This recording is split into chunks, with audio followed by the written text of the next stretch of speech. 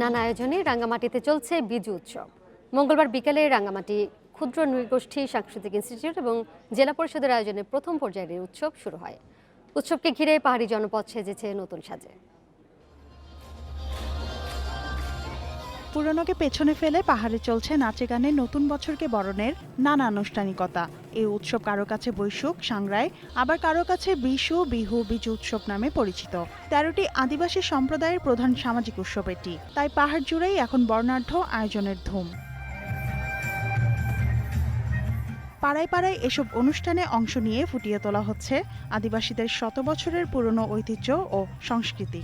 প্রোগ্রামটা খুব ভালো লাগছে আমার। আমরা বন্ধু বান্ধব নিয়ে সবাই নিয়ে যাচ্ছি, ফুল ভাসাবো, মূল বিচুতে আমরা ঘোরাফেরা করবো, অনেক আনন্দ হবে। আমরা সবাই একটা ভালো দিনের প্রত্যাশা নিয়ে কিন্তু বিজুটা শুরু করে, আমরাও সেটা আশা করছি। মঙ্গলবার এই উৎসবের উদ্বোধন করেন রাঙ্গামাটির সংসদ সদস্য দীপঙ্কর তালুকদার। পাহাড়িদের নিজস্ব সাংস্কৃতিক এই উৎসবে অংশ নিয়েছেন বাঙালিরাও, যা পাহাড়ি ও সমতলদের অসাম্প্রদায়িকতার প্রতিফলন।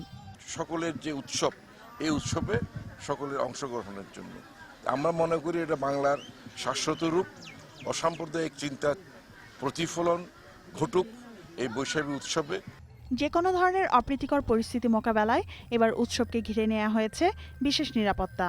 উৎসব মুখর পরিবেশ এখানে সৃষ্টি করেছে আজকে রাঙ্গামাটিতে। এটা বছর শেষ এবং নতুন বছর স্বাগতম, এটা যেন বজায় থাকে। আমরা পুরা রাঙ্গামাটি জেলায় সম্পূর্ণ শান্তি শৃঙ্খলার মাধ্যমে এই অনুষ্ঠানগুলো পালন করতে চাই। ৪ দিনব্যাপী প্রথম পর্যায়ের এই অনুষ্ঠান শেষ হবার পর দ্বিতীয় পর্যায়ের বৈশাখী উৎসব শুরু হবে ৭ এপ্রিল। ১৫ এপ্রিল মারমাদের জলকিলির মধ্য দিয়ে শেষ হবে এই উৎসবের আনুষ্ঠানিকতা। Independent news desk.